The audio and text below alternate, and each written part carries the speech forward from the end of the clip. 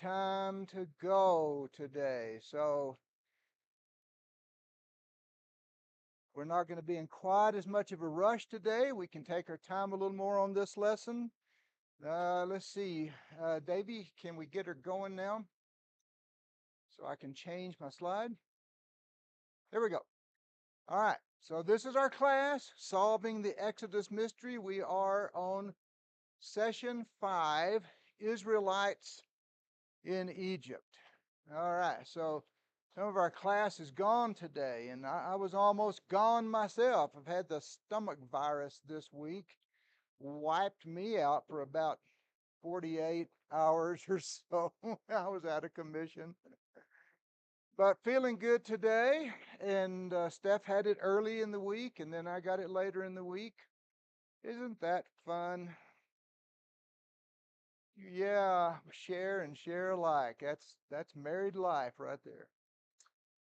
So our previous lessons, lesson 1 was explaining the Exodus mystery, which, by the way, past handouts are on the table back there. If you haven't been here for them, be sure you can pick up any that's left.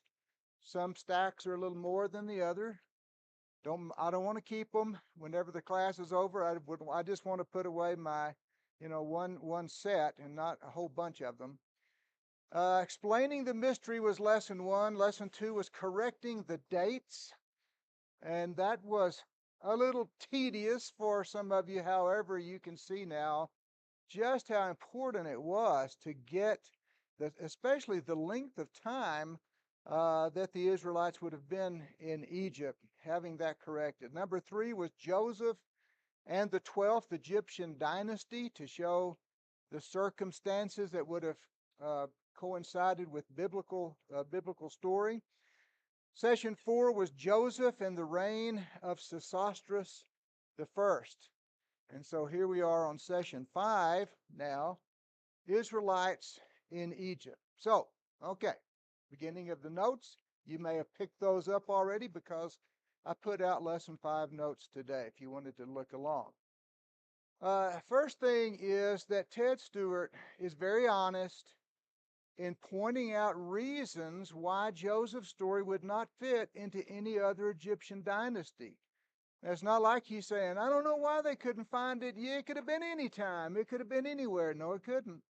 It couldn't have been just anywhere. And he was honest about that. So, if you're just trying to say, well, I'm going to make this fit somewhere, it's quite a gamble to say there's only one place. There's one place it could have fit. And this is it. However, when you look at the events that surrounded the story of Joseph being made, on the one hand, here's Joseph over here, and his story in the Bible says that he was made second in command only to Pharaoh. And then you look at the Egyptian history of Sesostris the first and his vizier. So you have these two things, and you're trying to look for synchronisms between them. Well, they're there. There are synchronisms. Why, in the story of Joseph, would there have been two palace officials that were imprisoned? That's in, which one did I say? Is this the biblical story? In the biblical story, here's two officials of the court, close officials, that waited on Pharaoh, that were in his close service. Why were they in prison? In the story of the history of Egypt, there was Amenemhet the first, who there was a coup against him, an assassination attempt by people in his own palace, in his court, that were close to him. So here's these two guys were in prison. They were there for a while. Joseph interpreted their dreams. One of them is restored back to his position. The other is executed. Executed in a way that would be a public statement to everybody. You sure don't want to try this again. Maybe those two things coordinate. You go, you're going to base the whole thing on that? Oh no, it's just one of those things. One of those synchronisms he talks about. And why would the Pharaoh of Egypt appoint a foreigner to be his closest advisor? Well, you look at the letter that Amenemhet wrote to his son, and he said, don't trust anybody. Don't trust anybody that's close to you. You need to take your time, take a good while until you find somebody to be your chief executive officer here. And so then along comes Joseph in the biblical story, and he has interpreted these dreams. He's discerning. The Spirit of God is with him, and so he was appointed. So these two things seem to match up. Common descriptions of the two vizierises, viziers. You know, there was a document uh, that described the vizier of Sesostris I. He was called the royal seal bearer. That matched with the story of Joseph, who was given the signet ring of the Pharaoh. Uh, the vizier of Sesostris was called the sole companion and privy counselor, the overseer of the gold house and the silver house. Both of these things match up with the biblical story, the counselor of both Upper and Lower Egypt. Both of those things line up both in Egyptian history and in the story of Joseph. And to give an authority over workmen, these two things line up. There's also the commonality of Heliopolis in the two stories. The vizier of Sesostris I was doing a massive construction project at Heliopolis at the in the first couple of years of Sesostris' reign, and Joseph gets a wife from who was the daughter of the priest at Heliopolis. So we have Joseph at Heliopolis having a wife. We also have the vizier of Sesostris that is there. The biblical names are appropriate for the times. The name that was given to Joseph, Zephanath Paneah, was a common name in the 12th dynasty. His wife's name, Asenath, a common name in the 12th dynasty, Potipharah.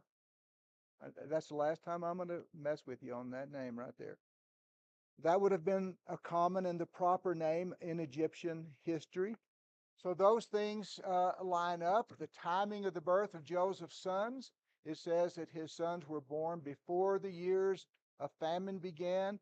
If he was appointed vizier in the second year of Sesostris, that would have been 5 years before the first year of famine started. That would have been plenty of time for him to have married and to have had two sons. So those two things do not disqualify Sesostris and Joseph being in the same story together. Joseph's story wouldn't fit any other dynasty. The fact that he roamed the land, he traveled around the land overseeing projects both in Upper and Lower Egypt. That wouldn't have fit in the 11th dynasty. It wouldn't have fit at the end of the 12th dynasty or in the 13th through the 18th dynasty. It wouldn't have fit anywhere. There wasn't that kind of a situation in any other time except this one. And there was a new system of royal commissioners that is described in Egyptian documents describing this reign of Sesostris I. And that was something that was suggested to him in the biblical story, suggested to the Pharaoh by Joseph. Those two things synchronize history and the Bible story. The notable storage of food and water throughout Egypt was not only just mentioned, but almost memorialized in the tombs of officials during the reign of Sesostris I. Also, the Joseph Canal. Well, now, you don't read about that in the Bible, but that's just kind of weird, that they had this canal that was preparing so that there would be a water supply during the time of famine, and they called it the Joseph Canal. That's just weird. Interesting. Scenes in the tombs of Egyptians. Scenes in tombs of Egyptians and foreigners buying grain. So you see people, foreigners, Egyptians, they're all coming, they're trading stuff for grain, and then later they're receiving. No, yes, yeah, and they're trading all kinds of stuff. Then the next thing you see is the Pharaoh having vast herds, royal land, slave-powered projects after a famine, how that's what Sesostris did after this famine. And that's, of course, the situation that's described in the Bible. And then the decree that the priests could keep their lands and be subsidized. That is, their families would be given allotments of food to sustain them. So those are the things we've looked at so far. All right, so that's just a little bit of review. I thought, why not? When we got a little extra time today, why not just kind of refresh our memories and get back up on those things? All right, so let's see. This one needs to go down here.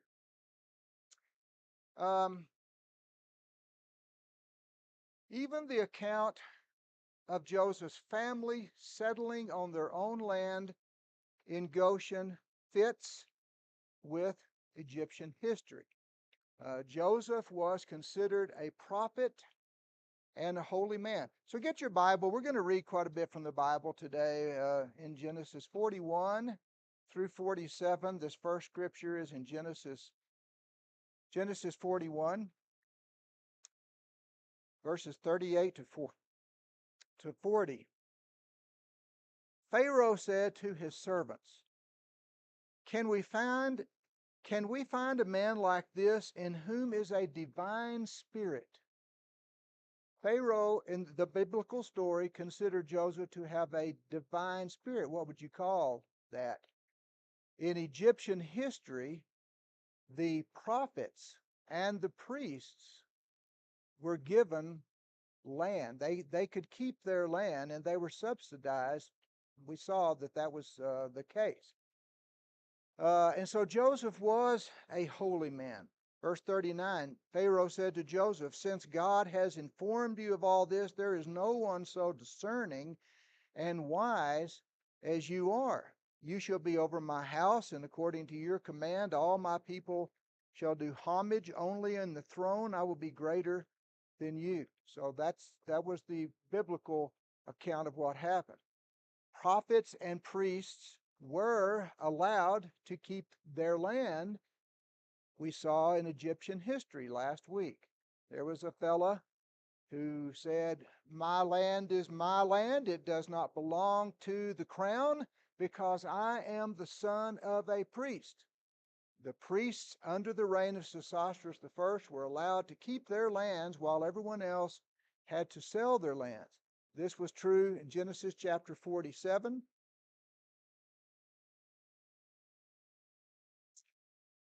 Verses 11 and 12. Boy.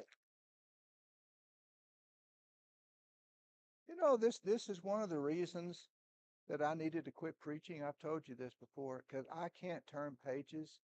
I don't have any feeling in these two fingers, and when I try to turn pages, it just doesn't work. And so it was embarrassing to try to be preaching and turning pages and couldn't do it well. So that just kind of pushed me over the brink a little bit. Chapter 47, verse 22. Only the land of the priests he did not buy, for the priests had an allotment from Pharaoh, and they lived off the allotment which Pharaoh gave them. Therefore they did not sell their lands. So this is seen in Egyptian history in the reign of Sesostris. This is true here. Joseph was a holy man. The holy men could keep their lands. Thus, Pharaoh and Joseph and his family were allotted a portion of land. We see in Genesis 47, verse 11, Joseph settled his father and his brothers and gave them a possession in the land of Egypt, in the best of the land, in the land of Ramesses, as Pharaoh had ordered. And Joseph provided his father and his brothers and all his father's household with food according to their little ones. So here's this idea of having land and being allotted.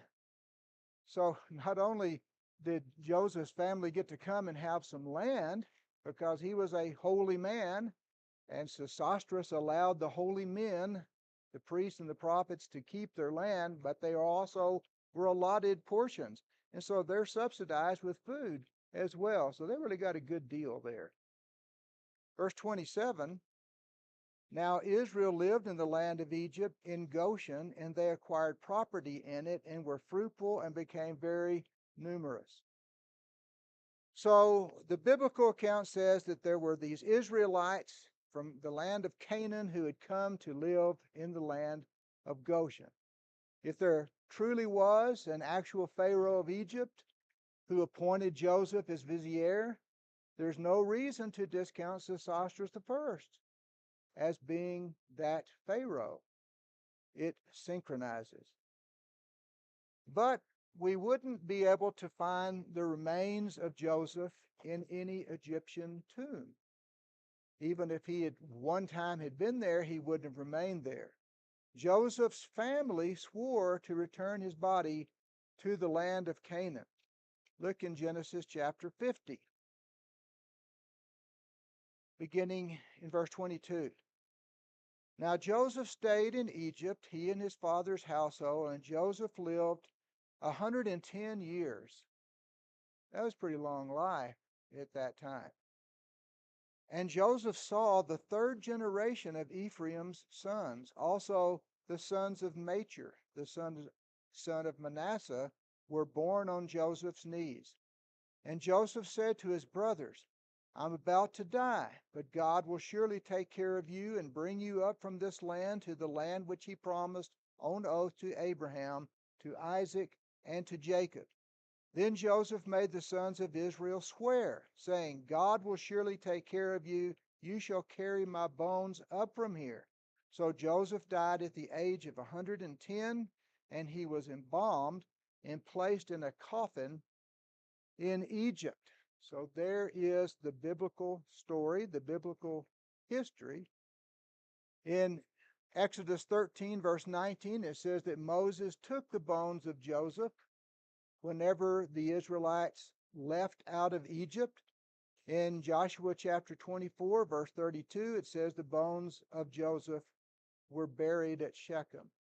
So you wouldn't find the remains of Joseph, the vizier of Sesostris I, in any tomb. However, there was a huge tomb that was erected north of Sesostris's pyramid, and it was built by a high-ranking, unnamed official who served under 4 pharaohs. His name is never given. The vizier of Sesostris I is never named in anything that we have found, unless it's the canal. maybe there's where you find his name, but otherwise you just don't find it. But whoever had this huge tomb that was just north of that of Sesostris I, he served under 4 pharaohs, and here they are: Amenemhet I, Sesostris I, Amenemhet II, and Sesostris II. By the way, this would be the timeline of the 12th dynasty. 7 pharaohs. There's a handout. If you didn't get the handout, be sure that you get that so that you can refer to it in your further future studies as time goes by. Joseph lived in Egypt for 80 years after his appointment. Let's just look at that. Genesis chapter 41, verse 46. It says, Joseph was 30 years old when he stood before Pharaoh. When he was appointed to be the vizier of the Pharaoh, in the biblical story, he was 30 years old. And then in chapter 50, Genesis 50, verse 26, Joseph died at the age of 110 years. So he was 110 years old when he died. So from 30 to 110 is 80 years. So this is a pretty long time. Joseph's long life would have paralleled the reigns of these 4 pharaohs. There was a huge tomb. An unnamed high-ranking official Well, had been in that tomb. No body was found within it. However, the tomb was there, and whoever it was served under Amenemhet the first, Sesostris the first, Amenemhet the second, and Sesostris the second. And the life of Joseph would have paralleled these kings. Joseph may have formerly been buried in this tomb. The biblical story says that he was embalmed and he was entombed in Egypt until his body was taken. Okay, so back to this, give you nightmares of lessons gone by with all these dates and all these years and all this kind of stuff. Joseph's family entered Egypt in 1656 BC according to Ted Stewart's timeline. So this would have been the third year of the famine that Joseph's family entered into the land. Why not? We'll just take a look at chapter 45, since it's right there, 45 verses 6 through 8. The famine has been in the land. This is Joseph is talking to his brothers, verse 4. He said to his brothers, "Come close to me." And he said, "I'm your brother Joseph. Don't be grieved or angry with yourselves," he said, "because you sold me here. For God sent me before you to preserve life." What a lesson we learn on things that happen in our lives, things we think are horrible, and yet you don't know the plan of God.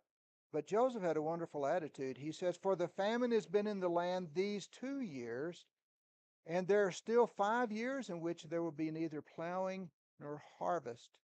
And God sent me before you to preserve for you a remnant in the earth and to keep you alive by great deliverance. Now therefore, it was not you who sent me here, but God, and he has made me a father to Pharaoh and lord of all his household and ruler over all of Egypt." That would have been a lot to digest for his brothers, just all coming in one capsule like that, just receiving that whole bit of information. You mean to say this is Joseph? Can't believe it. So this would have been the third year of the famine. Genesis chapter 46, beginning verse 1, we find that God gave hearty approval for Jacob to go into Egypt. Verse 42, Genesis 46, verse 2. Sorry, don't listen to what I say. "And God spoke to Israel in visions of the night," Israel being Jacob, "and he said, 'Jacob, Jacob.' And he said, 'Here I am.' And he said, 'I am God, the God of your father. Do not be afraid to go down to Egypt, for I will make you a great nation there. I will go down with you to Egypt, and I will also surely bring you up again, and Joseph will close your eyes.'" So Joseph will be there when you die. What a great comfort that would be for him to know he's going to be reunited with his son. So God said, "I have a plan. I want you to go into Egypt because I'm going to make a mighty nation out of you there." So we're looking at the biblical account right now, and then we'll look at the Egyptian history. Genesis 47, we'll read a little bit there. Verse 5. "Pharaoh said to Joseph, 'Your father and your brothers have come to you.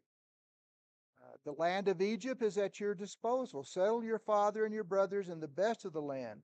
Let them live in the land of Goshen. And if you know any capable men among them, then put them in charge of my livestock.'" You got anybody in your family that might could do that? "Then Joseph brought his father Jacob and presented him to Pharaoh, and Jacob blessed Pharaoh." Here's Joseph's father blessing the Pharaoh of Egypt. "And Pharaoh said to Jacob, 'How many years have you lived?' And Jacob said to Pharaoh, 'The years of my sojourning are 130.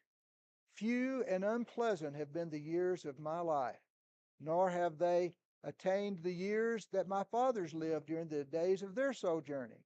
And Jacob blessed Pharaoh and went out from his presence." See, how far was I going to read? 12? "So Joseph settled his father and his brothers and gave them a possession in the land of Egypt, in the best of the land, in the land of Ramesses, as Pharaoh had ordered." Ramesses was the name of a store city that was there. And Joseph provided his father and his brothers and all his father's household with food according to their little ones. So there's that allotment that's given to the family of priests is now given to the family of Joseph who've come into the land. Now let's look at the map here. Oh, there it is. It's already there. The land of Goshen was conveniently located uh, for travelers that were coming from um, Canaan. Um, there weren't any significant rivers that they had to cross, anything harsh. There was a pretty well made, maintained road, highway, path that went that way. And so this was good for Jacob's large family. There were well over 60 people in that family, well over that, because there were 66 of his male descendants, plus Jacob himself would have been 67, plus the wives and the children of all these people. This is a pretty big crowd of folks that were coming. In Genesis 45, in verse 19, I want to look at this just because I find it so revealing to me. I mean, I'm at the point already. I'm at the point where I believe these two stories coincide. And the biblical account colors the Egyptian history so much. It tells you things uh, that is not in Egyptian history. It's history. The book of Genesis is a book of history. It tells the true story of things that happened all the way from creation, all the way through. But in chapter 45 and verse 19, now you are ordered. Who's this? Now, this is Pharaoh said, verse 17, Pharaoh said to Joseph, okay, tell your brothers, load your beasts and go back to Canaan, and take your father and your households, and come to me, and I will give you the best of the land of Egypt, and you shall eat the fat of the land. Now you're ordered, Pharaoh orders, do this, take wagons from the land of Egypt for your little ones and for your wives, and bring your father, and come, and do this, and do not concern yourself with your goods, for the best of all the land of Egypt is yours. This is how highly that the Pharaoh in the biblical story regarded Joseph, his chief advisor. He said, I want you to go back, take wagons and guys to help load. It's going to be a big moving company. We're going to go down there and tell them, don't worry about all the stuff you got. When you get here, we'll give you everything that you need. That's kind of neat. That colors this story of the Israelites coming into the land of Egypt. Okay, Pharaoh offered jobs to Israel, herding his own livestock in Goshen. Now, I want you to notice that in this area, I mean, this is desert, and this is desert. And so along the Nile, there's a fertile strip, and they could grow lots of stuff. They had farms there, they could grow stuff. But where are you going to have big pastures for cattle? Well, it's got to be a place where there's a lot of water. So the delta, the Nile Delta, up in this area that was called Goshen, the land of Goshen, would have had lots of grassland. There would have been places for herds. And so Pharaoh said, well, I got my herds up there. Do you have anybody maybe in your family that we could live in Goshen and maybe they can do some cattle herding up there? Now, here's an interesting thing. We're going to start looking at Egyptian history now. Amenemhet I constructed a fortress that was called the Walls of the Ruler. Now, this is what you find in Egyptian history. And it was located on the eastern border of Goshen to protect the livestock that he grazed there. Now just think, all the cattle, the livestock are all right there in that area, and that's right on the route that goes up to the land of Canaan. So he has a fortress there. These cities of Ramesses and Python were store cities for the people who guarded the eastern coast of the land of Egypt. Okay, an inscription in the tomb of Sesostris I said that he sent raiding parties into Canaan to steal livestock which were brought back and grazed in the land of Goshen.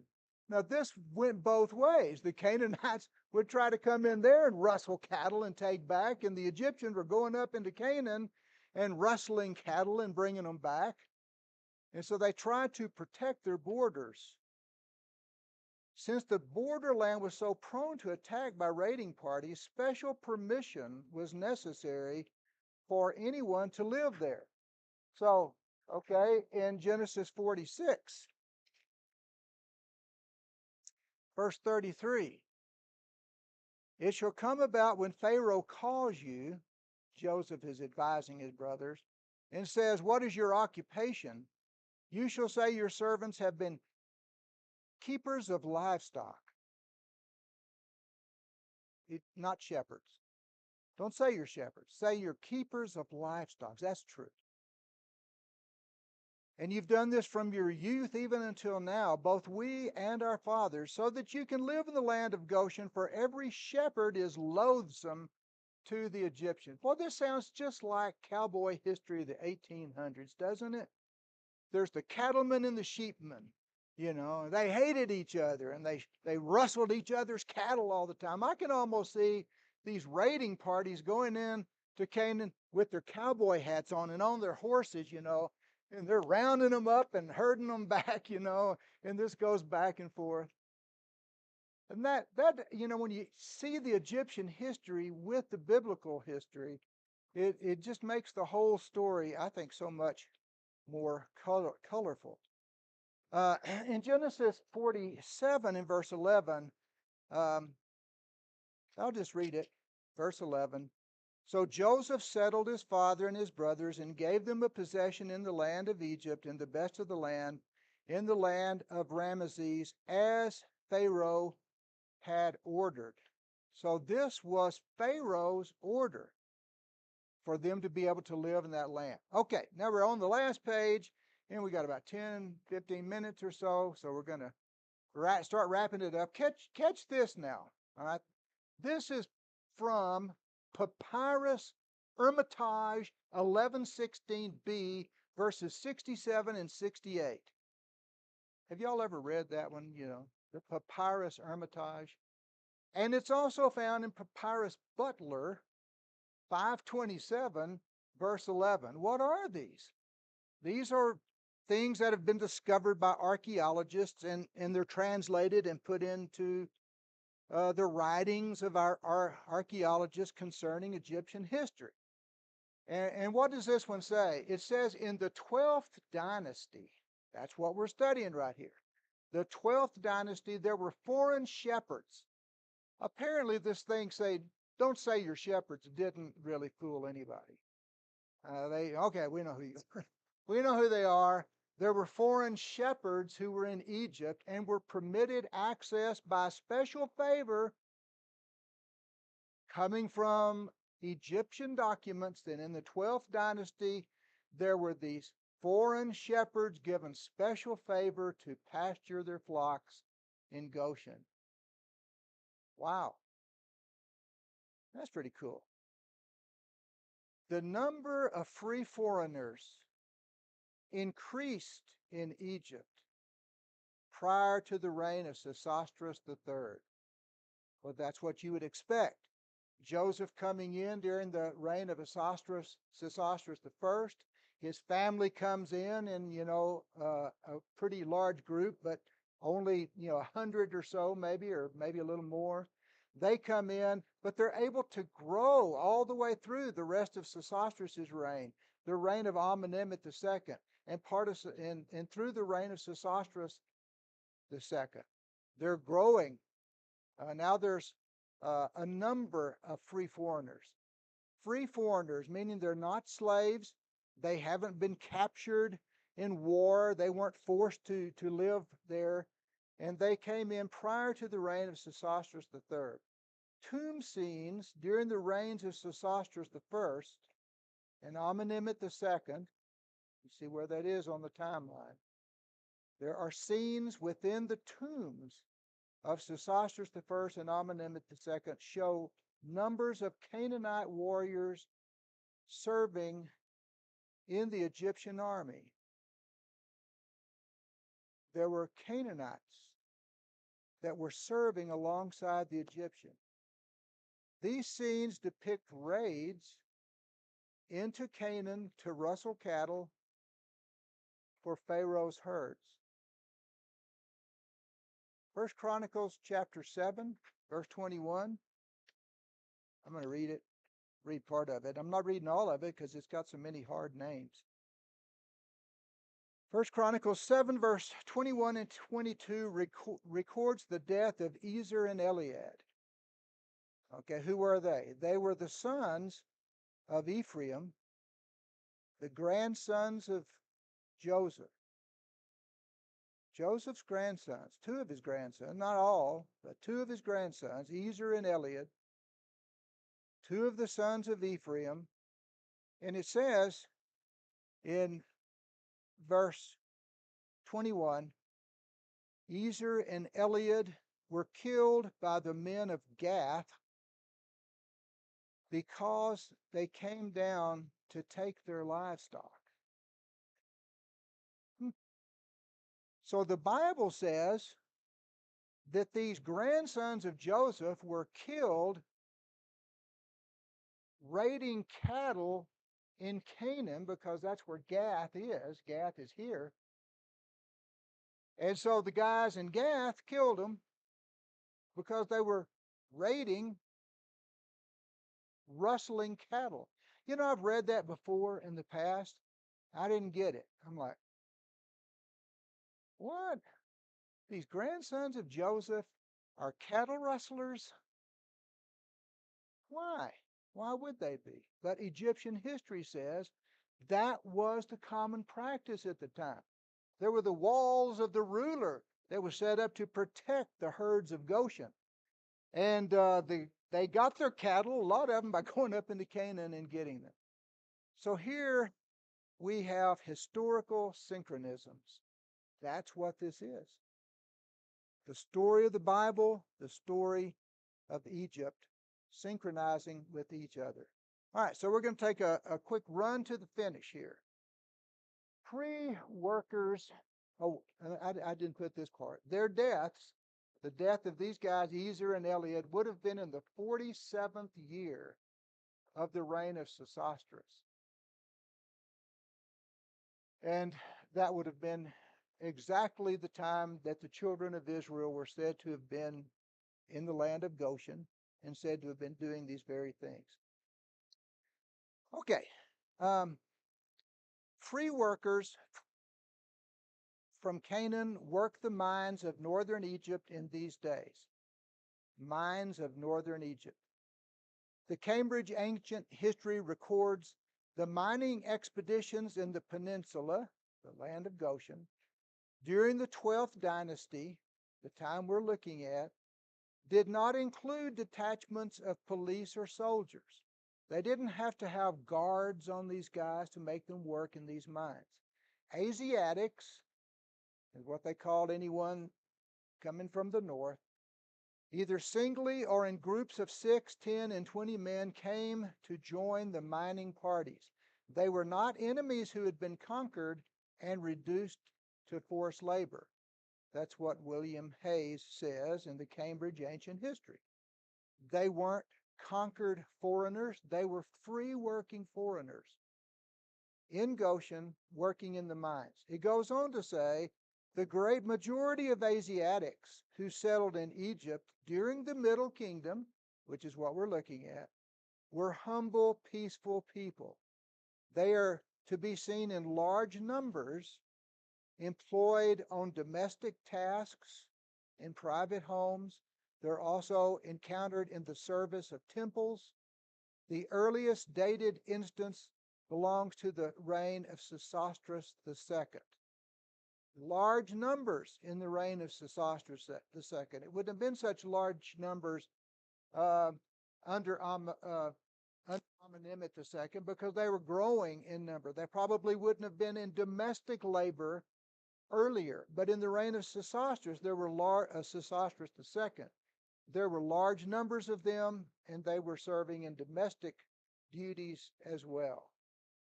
So, do we find Canaanites in the land of Egypt, in the land of Goshen, participating in things that were being done in Egyptian history? Yes. The documents contemporary with Sesostris II are the first to show this large number of free workers from Canaanites serving beside Egyptian laborers. Sesostris II would have been the last Egyptian pharaoh to welcome Canaanite immigrants into Egypt. The next pharaoh, Sesostris III, became suspicious and fearful of the vast number of foreigners who dwelt in the land. That is, in Egyptian history, Sesostris III really became suspicious and fearful of the Canaanites living in Egypt. The Bible says there arose a Pharaoh who did not know Joseph. Exodus 1, verse 8. So that's what we want to look at next time, as we want to look at the Pharaoh who doesn't know Joseph and the imprisonment of the Canaanites. And the story of the Bible continues on in the 12th dynasty of Egypt. So I see a lot of people out there, but you know our class really goes on for 5 more minutes, technically. Question? Funeral masks or anything, even though the body was gone? Like I know there was the tradition of. I don't think so. I don't have the book anymore. I made all my notes and then I gave my book away. And so some of you have purchased the book. You might have looked and see. I just don't think so. I just think it's was there a funeral mask that was found in that huge tomb? It's not that I know of. Big old empty tomb. It's just north of that. There's the soccer river. It's going to be hard for me to say Sesostris II now. Sesostris the first a million times so far. So we're leaving him. We're leaving Joseph behind now. We're moving on with the rest of the story.